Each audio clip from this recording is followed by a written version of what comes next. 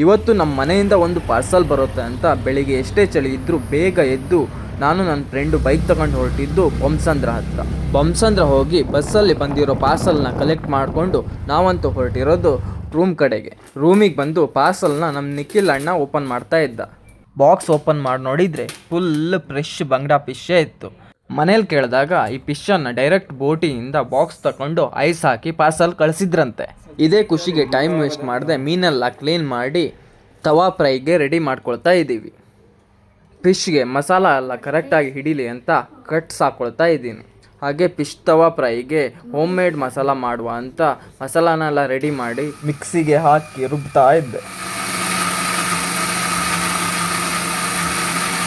ರುಬ್ಬಿರೋ ಮಸಾಲ ಹೇಗೆ ಕಾಣಿಸ್ತಾ ಇತ್ತು ನೋಡಿ. ಹೋಮ್ ಮೇಡ್ ತವಾ ಫಿಶ್ ಫ್ರೈ ಮಸಾಲ ರೆಡಿ ಆಗಿತ್ತು.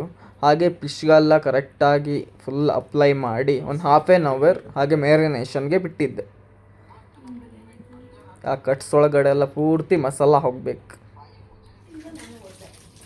½ ಬಿಟ್ಟು ಫಿಶ್ ತವಾ ಫ್ರೈ ಮಾಡಲಿಕ್ಕೆ ಸ್ಟಾರ್ಟ್ ಮಾಡಿದ್ದೀವಿ ನೋಡಿ. ತವಾ ಎಲ್ಲ ಕಾದ್ಮೇಲೆ ಒಂದೊಂದೇ ಫಿಶನ್ನು ತವಾ ಮೇಲೆ ಹಾಕ್ತಾ ಇದ್ದೀನಿ. ಕಾದಿರೋ ತವಾ ಮೇಲೆ ಫಿಶ್ ಹಾಕ್ತಾ ಇದ್ದರೆ ಚಟಾಪಟ ಚಟಾಪಟ ಒನ್ಸ್ ಮೋರ್ ಅನ್ಬೇಕಷ್ಟೆ.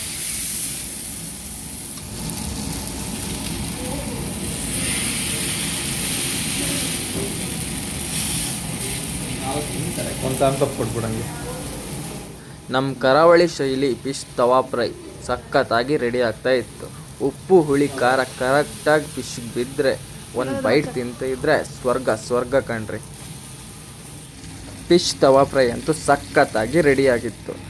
ತಡ ಮಾಡದೆ ಊಟಕ್ಕೆ ಅಂತ ಹೋದ್ವಿ. ನಮ್ಮ ನಿಖಿಲ್ ಅಣ್ಣ ಫಿಶ್ ಫ್ರೈ ಟೇಸ್ಟ್ ಮಾಡಿ ಟೇಸ್ಟನ್ನು ಹೇಳಿದ್ರು ನೋಡಿ.